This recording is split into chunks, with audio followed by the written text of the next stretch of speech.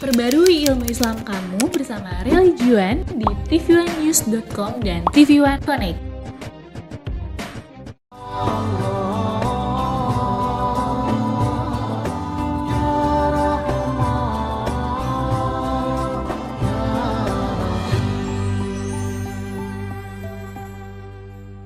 Assalamualaikum warahmatullahi wabarakatuh. Alhamdulillahilladzi an'amana bi ni'matil iman wal islam. Wassalatu wassalamu ala sayyidil anam sayyidina wa maulana Muhammadin wa ala alihi wa sahbihi ajma'in, amma ba'd. Puji dan syukur hanya untuk Allah Subhanahu wa taala Rabbul Izzah. Salawat beserta salam teruntuk baginda kita Nabi besar Muhammad sallallahu alaihi wasallam. Para pemirsa, Assalamualaikum Nusantara, TV1 dimanapun Anda berada. Semoga Allah Subhanahu wa ta'ala senantiasa memberikan kekuatan iman dan takwa kepada kita semua. Di dalam hidup dan kehidupan kita memahami bahwa pasti ada perbedaan di dalam menjalankan agama yang kita anut. Karena perbedaan merupakan satu keniscayaan. Ada dua perbedaan yang harus sama kita ketahui, yaitu perbedaan secara eksternal, yaitu antar agama, dari agama kita maupun agama di luar daripada kita.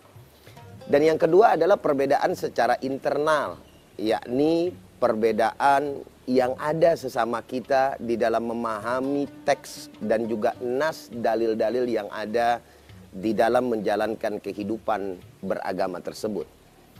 Salah satunya yang sering sekali sama kita dengar dan sama kita lihat perbedaan secara internal itu tentang amaliyah yang dilakukan oleh sebahagian besar mayoritas umat Islam, yakni bahwa mereka selalu mengadakan doa bersama setelah kematian seseorang kembali ke haribaan Allah Subhanahu wa taala. Yakni di dalam melakukan tahlilan hari ketiga, ketujuh, lalu kemudian 40 hari, bahkan sampai setahun yang kita kenal dengan haul. Nah, yang menjadi persoalan adalah ketika kita melaksanakan hal yang sedemikian rupa, apakah kemudian ada dalil atau ada alasan argumentasi yang memang berdasarkan Al-Quran dan Sunnah baginda kita Nabi besar Muhammad Sallallahu Alaihi Wasallam. Sebahagian daripada umat Islam mengatakan bahwa hal yang sedemikian rupa tidak pernah diajarkan oleh baginda Nabi besar Muhammad Sallallahu Alaihi Wasallam. Dan sebahagian besar khususnya yang melakukan hal itu pun pasti mengatakan itu ada dan punya dasar serta argumentasi yang bersumber daripada Al-Quran dan Sunnah baginda kita Nabi besar Muhammad SAW. Pada kesempatan kali ini kita akan coba membahas tentang perbedaan tersebut, dan saya tentunya mewakili orang-orang yang memang melakukan serta melaksanakan amaliyah tersebut. Ini hanya sebagai sebuah perbandingan di mana kita sebagai umat Islam ketika melihat ada satu perbedaan secara internal yang memang masih bersumber daripada Al-Quran dan Sunnah baginda Nabi besar Muhammad SAW, tentunya harus bisa saling memahami, toleransi atau tasamuh dalam ajaran agama kita, bahasa tersebut, dan juga saling lapang dada sehingga menerima perbedaan tersebut dengan baik dan benar, yang pada akhirnya menyelamatkan ukhuwah serta persaudaraan kita di antara umat Islam, ibadallah. Saudara hadirin, para pemirsa, Assalamualaikum Nusantara dimanapun Anda berada. Ketika kita berbicara tentang membaca Al-Quran, lalu kemudian doa yang ada di dalam acara tahlil, dan juga jamuan makan untuk orang-orang yang telah meninggal dunia, maka orang-orang yang menolak daripada amaliyah ini, mereka beralasan, berargumentasi kepada hadis baginda Nabi besar Muhammad SAW, dan tentunya pula kepada Al-Quranul Karim, yaitu firman Allah Subhanahu wa ta'ala. Di mana segolongan dari kita yang menolak, mereka berkata bahwa doa, bacaan Al-Quran, tahlil, serta sodakoh tidak sampai pahalanya kepada orang mati. Kenapa sedemikian rupa? Karena mereka beralasan mengambil dari Al-Quranul Karim surat An-Najm ayat ke-39 yang sering kita dengar. Faqala ta'ala Bismillahirrahmanirrahim wa allaysa lil insani illa ma sa'a. Dan tidaklah bagi seseorang itu kecuali apa yang dia kerjakan atau yang telah diusahakan. Lalu kemudian juga ada hadis baginda Nabi besar Muhammad SAW yang berbunyi, dan hadis ini juga sering amat sangat kita dengar, bahkan di antara kita banyak yang menghafal. Faqala Nabi SAW, "Idza mata ibnu Adam in qata'a amaluhu illa min salasin, sadaqatin jariyatin wa ilmin yuntafa'u bihi wa waladin salihin yad'u lahu." Nabi besar Muhammad SAW menyampaikan, apabila cucu anak Adam atau anak keturunan Adam meninggal dunia, terputus amalnya. Yang digarisbawahi sebagai dasar argumentasi mereka adalah terputus amalnya. Kecuali 3. Apa gerangan? Yang pertama adalah sedekah jariyah.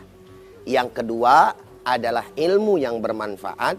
Dan yang ketiga adalah anak yang soleh dan solehah. Dari sekian banyak dalil serta argumentasi, 2 hal ini cukup mewakili orang-orang yang menolak, bahwa berdasarkan 2 dalil argumentasi inilah, oleh karenanya apa yang dilakukan oleh sebahagian besar banyak umat Islam dalam melakukan doa kepada orang yang meninggal dunia, lalu kemudian membaca Al-Quran yang pahalanya untuk mereka yang telah meninggal dunia, tertolak dan tidak bisa diterima, dan tidak akan pernah sampai pahala tersebut menurut mereka.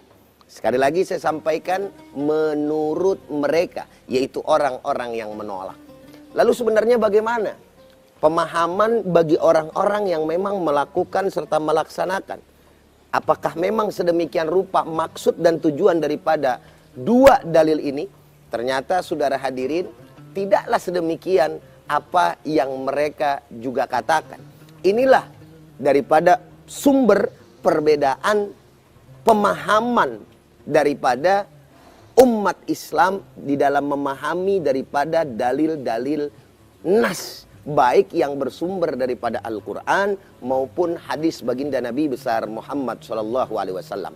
Yang menarik perbedaan kita para pemirsa, bahwa sumbernya sama, hadisnya sama, lalu ayatnya juga sama. Tetapi yang menjadi masalah adalah memahami daripada hadis dan juga memahami Al-Quran itu yang menjadi perbedaannya. Sekali lagi saya sampaikan bahwa hadisnya sama, lalu kemudian ayatnya juga sama, tetapi memahami di dalamnya ini yang menjadi perbedaan di tengah-tengah umat Islam. Ibadallah.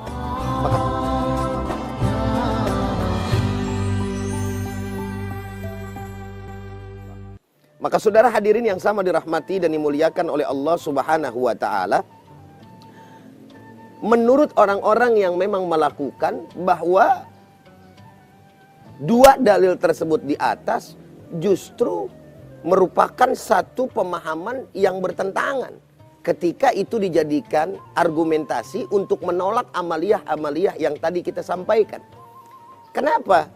Karena ada banyak ayat dan juga hadis baginda Nabi besar Muhammad SAW. Di antaranya ayat Allah Subhanahu wa taala, faqala ta'ala Bismillahirrahmanirrahim, walladzina ja'u min ba'dihim yaquluna rabbana ighfir lana wa li ikhwanina alladzina sabaquna bil iman wa la taj'al fi qulubina ghillan lil ladzina amanu rabbana innaka raufur rahim. Surat Al-Hasyr ayat 10. Shadaqallahul azim wa sadaqa nabiyuhul habibul karim wa nahnu ala dzalika minasyahidin wasyakirin walhamdulillahi rabbil alamin. Ayat ini menyampaikan dengan jelas dan juga tegas menurut kami yakni bahwa Allah Subhanahu wa taala mengabadikan doa daripada orang-orang dari kalangan sahabat ketika itu yang mendoakan sahabat lainnya atau kaum muslimin lainnya yang sudah meninggal dunia. Dengan kata-kata doa, Rabbana ghfir lana wa li ikhwanina alladhina sabaquna bil iman. Ya Allah, ampunkanlah kami dan orang-orang yang telah mendahului kami bil iman, dengan iman. Subhanallah. Jadi artinya kalau doa kita tidak sampai kepada orang-orang yang meninggal dunia, maka niscaya doa ini tidak akan pernah diabadikan di dalam Al-Quranul Karim. Kenapa sedemikian rupa? Karena ayat ini berbicara memohon ampunan baik untuk kita dan juga orang-orang yang telah meninggalkan kita. Artinya mereka yang sudah wafat, mereka yang kembali ke haribaan Allah Subhanahu wa taala. Tapi tentu dengan catatan doa itu akan sampai lewat ayat tersebut, yaitu punya syarat yang sangat mutlak. Apa syarat tersebut? Tidak lain dan tidak bukan adalah orang yang meninggal tadi harus meninggal dalam keadaan membawa ajaran agama Islam, yaitu beriman kepada Allah Subhanahu wa taala. Maka kita garis bawahi bil iman. Ampunilah saudara-saudara kami, mereka yang telah mendahului kami dengan iman. Atau bahasa lainnya, kalau anak-anak zaman sekarang bilang, itu akan sambung, akan menyambung, akan sampai karena mereka dengan kita masih satu server. Artinya masih sejurus, sama, masih satu golongan. Inilah yang kemudian menjadi dasar bahwasannya dua dalil tadi di atas tertolak untuk membantah apa yang memang dilakukan oleh sebahagian besar umat Islam dalam mengirimkan doa khususnya kepada orang-orang yang sudah meninggal dunia. Saudara hadirin, para pemirsa, Assalamualaikum Nusantara dimanapun Anda berada. Yang kedua, kalau kita lihat dan kita cermati, hadis tentang idza mata benu Adam in qata'a amaluhu illa min salasin, itu adalah hadis yang sahih, yang benar, bersumber daripada baginda Nabi besar Muhammad SAW, dan itu kita akui.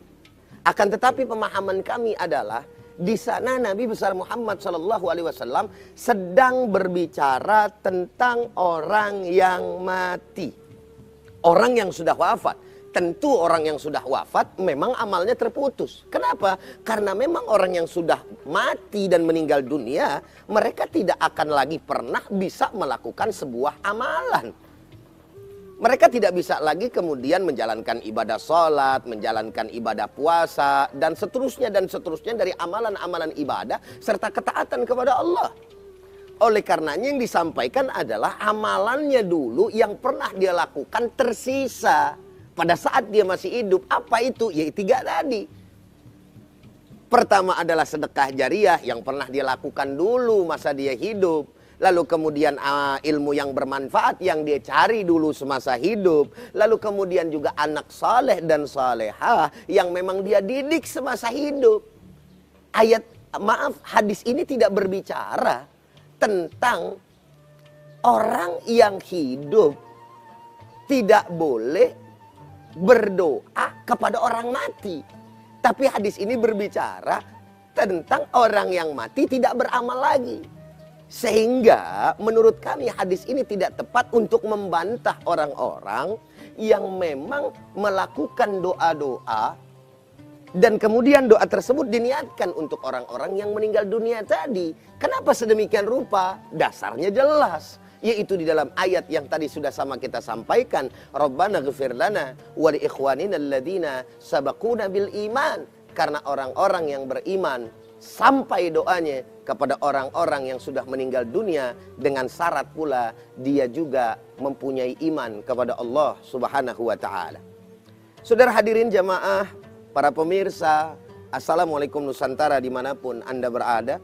Lalu kemudian ada satu hadis dari Aisyah radhiyallahu taala anha, di mana dikatakan anna rajulan qala lin nabiyyi sallallahu alaihi wasallam, inna ummi uftulitat nafsuha walam tusi fa'adhannuha law takallamat tasaddaqat fahallaha ajrun in tasaddaqtu anha wali ajrun qala na'am fatasaddaqa anha.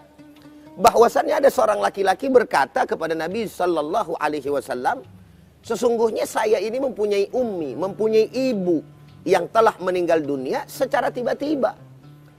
Dan kebetulan ibu saya tidak memberikan wasiat sebelum dia meninggal dunia. Dan aku mengira, wahai Nabi, jika ia bisa berbicara, maka ia akan bersedekah.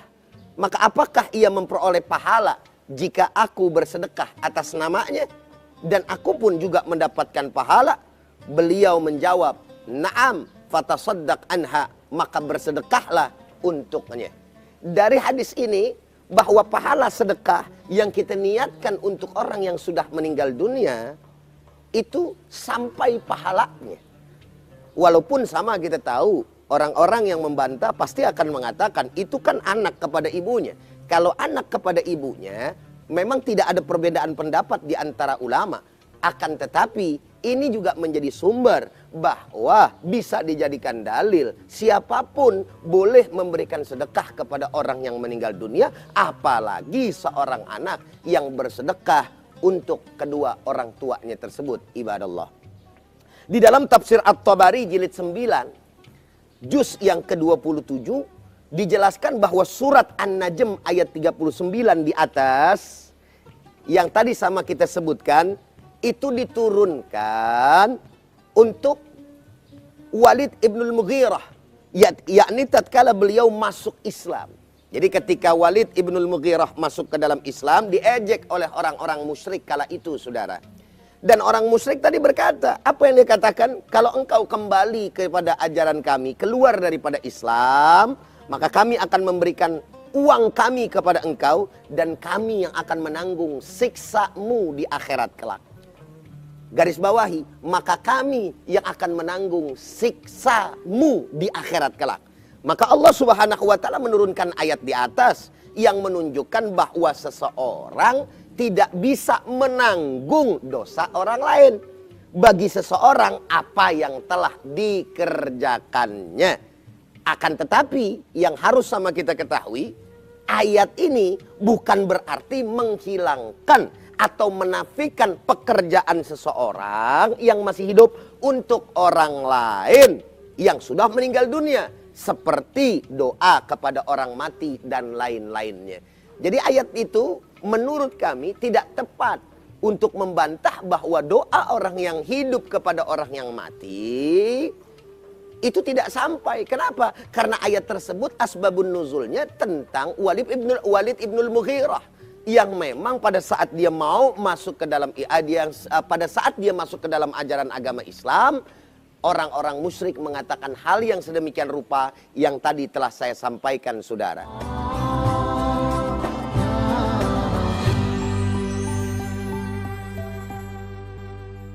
Para pemirsa, Assalamualaikum Nusantara, dimanapun Anda berada. Yang menarik, di dalam kitab Majmu' Al-Fatawa, atau Majmu' Fatawa maksud saya, jilid yang ke-24, ini karangan Ibnu Taimiyah. Apa yang beliau katakan di dalam mengomentari persoalan yang berkaitan dengan hal ini? Laisa fil ayah wala fil hadis annal maita la yantafi'u bidu'a'il khalqi lahu wa bima yu'malu anhu minal birri, bal a'immatul islami muttafiquna ala intifa'il mayyit bidzalik wa hadha mimma yu'lamu bil ittirari min dinil islam wa qad dalla alaihi al-kitab wa sunnatu wal ijma'u faman khalafa dzalika kana min ahlil bid'ah. Subhanallah. Jadi beliau menyampaikan tidak ada dalam ayat atau hadis yang dimaksud, yang menunjukkan bahwa mayit tidak mendapatkan manfaat dengan doa yang lain untuknya. Begitu pula dengan amalan amalan kebaikan yang lainnya untuk si mayit tadi. Bahkan kaum muslimin sepakat kaum muslimin sepakat akan manfaatnya doa dan amalan kebaikan untuk si mayit. Hal ini sudah diketahui secara pasti, kata beliau.